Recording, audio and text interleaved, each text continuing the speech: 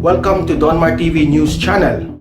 Inaprubahan ng National Economic and Development Authority o NEDA Board sa pangunguna ni Pangulong Ferdinand Marcos Jr. ang 174 na infrastructure projects ng pamahalaan na nagkakahalaga ng 9 trillion pesos. Ang mga nakalinyang proyekto na ito ay may kinalaman sa digital connectivity, health, power, energy at agrikultura. Kabilang sa mga bagong proyekto ay ang Panay Railway Project, Mindanao Railway Project 3, North Long Haul Railway, San Mateo Railway, UP PGH Diliman Project, NAIA Rehabilitation Project, Ilocos Sur Trans-Basin Project at Metro Cebu Expressway. Naasahan ng Marcos Administration na lilikha ng mga trabaho ang mga bagong naaprobahang mga proyekto ng NEDA. Pakinggan po natin si Socio-Economic Planning Secretary Arsenio Balisacan. More importantly, those will generate job opportunities because, as I said, that will reduce the cost of doing business in the country, that will make our investment climate more attractive. As much as alam mo ito kasi sabi nung iba tungkol daw dito kay Tebes, bla bla bla. Alam mo, ito, aaminin ko sa inyo, as much as gusto ko ma-guilty si Tebes. Hindi kasi, nakalabang kong malupitan yan. Oo. Nakalabang kong malupitan yan si Tebes, walang biro. Ayoko na lang i-detalyado Kaya lang, as much as gusto ko siyang maging guilty, hindi ko alam bakit parang ganun ang iba ang nangyayari. Parang may mali na naman May mali-mali na naman ako nakikita. Kayo ho manood Kayo na mismo magsalita, kayo na ho mismo ang maghusga. Ipapapanood ko sa inyo kung ano yung balita kaganina Panoorin niyo po. Isang Kong Tebes ang binanggit ng mga suspect na sangkot sa pagpatay kay Negros Oriental Governor Roel Degamo. Ang pamilya Tebes naman ay natatakot na raw sa kanilang seguridad kasunod ng pagkakadawit sa krimen. Nasa front line ng balitang yan si Marlene Alcaide. Sinabi niyo kanina yung si Kong Tebes. Ano pong naging papel ni Kong Tebes? O narinig niyo lang na siya? Ayan. Anong papel ni Kong Tebes? Narinig niyo lang na siya? Narinig ko lang yon na siya ang may-ari ng lupa na tinitirikan namin.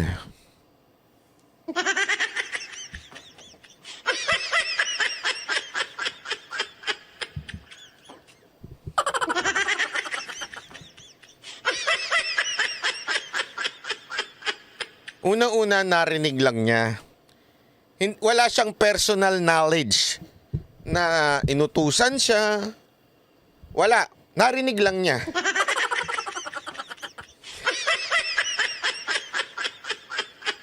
Sana sinabi mo na lang para pasok na sa banga.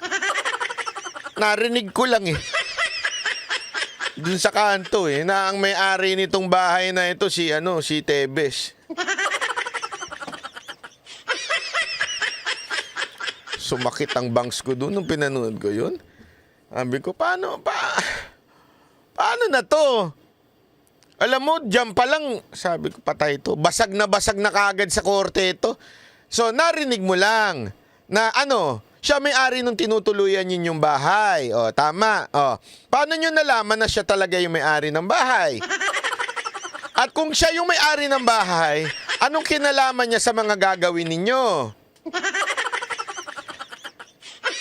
Inutusan ka ba? Ikaw ba mismo inutusan ka? Hindi, narinig ko lang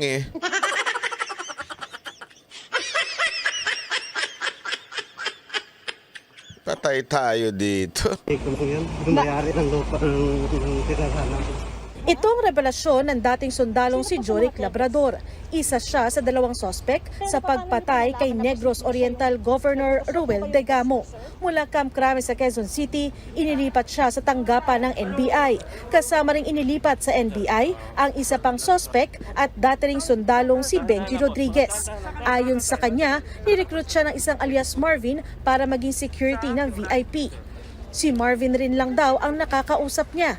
Nang matanong si Rodriguez kung sino naman ang nag-utos kay alias Marvin na mag-recruit ng mga tao. Si Kong daw, sir. Sinong?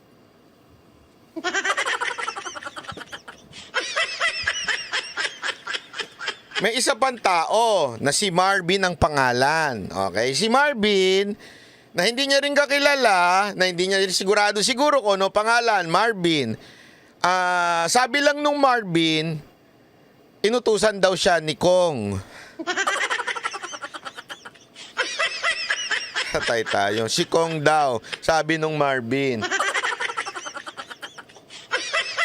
So narinig lang din niya. Patay na naman tayo dito. Hindi, alam mo, eto ha, dito ako natatawa kasi sabi ko nga, o sige, sana mag-guilty na ito si Tevez, alam mo yun, makonvict na, alam mo yun? Kaya lang, parang meron sumasabotahin nung investigasyon. Magsasamba kayo because of hearsay lang na sinabi lang ni ganito, ni walang direct participation yung mama. Patay tayo nito.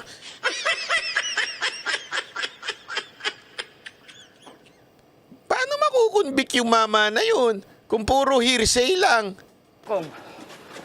TV, sir.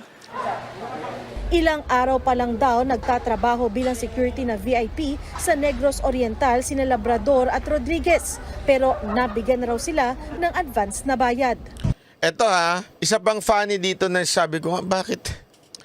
Ang funny story nito, ilang araw pa lang daw silang nagtatrabaho. Tapos nabigyan na sila ng advance ng tig-20.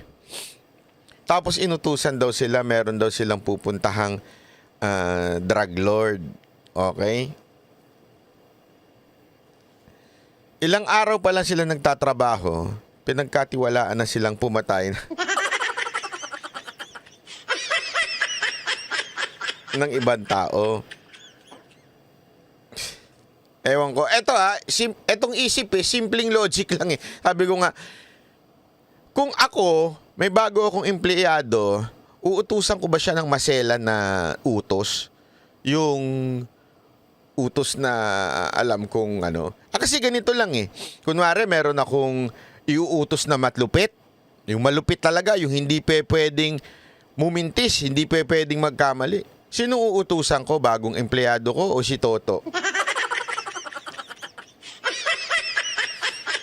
Di ba siyempre uutusan ko si Toto? Si Toto po, kung sa hindi ho mga nakakaalam dyan, sa po ang aking empleyado na for more than 20 years. Siyempre yung pinagkakatiwalaan ko, ang pinakauutusan ko, na gumawa ng masyadong delikadong misyon, di ba? Matik na yun. Hindi ka magtitiwala sa bagong pasok lang at uutusan mo yung tao na yun. Patay mo siya ganito. Una-una, baka hindi ka sundin. Pangalawa, baka magsumbong yan sa pulis. Pangatlo, baka sumablay yan. Bago lang, hindi mo nga kilala eh. Tapos bigla mong inutusan.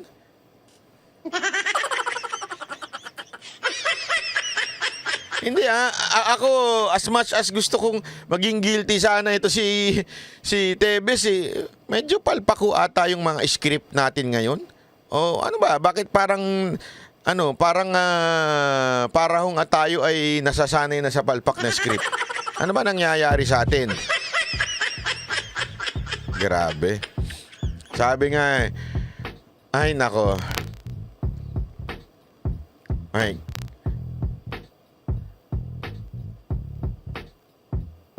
Sabi nito, ay grabe, maganda yung hita lang nila. Nabalitaan lang nila, may nagkwento daw sa kanila na may kasalanan, si Tevez, inutos daw ni Tevez. Okay?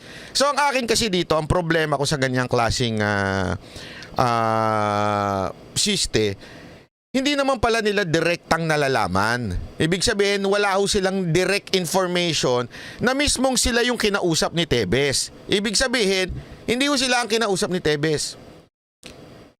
What if? Okay, again hindi ko po pinagtatanggol si Tevez dito. Ang question lang natin dito, what if merong isang tao, yung middleman, kung ano man ang pangalan nun, kunwari Kurimao, si Kurimao, biglang ikinuwento dito sa isang tao, oy, patayin mo si sabi ni Tevez. kunwari, itong si Curimaw, inutusan ng isang kusino mang hinayupak ang umutos sa kanya. Sabihin mo, utusan mo yung mga tao mo, ha? Sabihin mo, si Tebes ang nagpapatay, ha? Patayin nyo si Digamo, tapos kunwari si Tebes ang nagpapatay sa inyo, ha? Paano kung ganon? Paano mo mapapatunayan na talagang si Tebes yung pumatay? Tama, mali? Okay?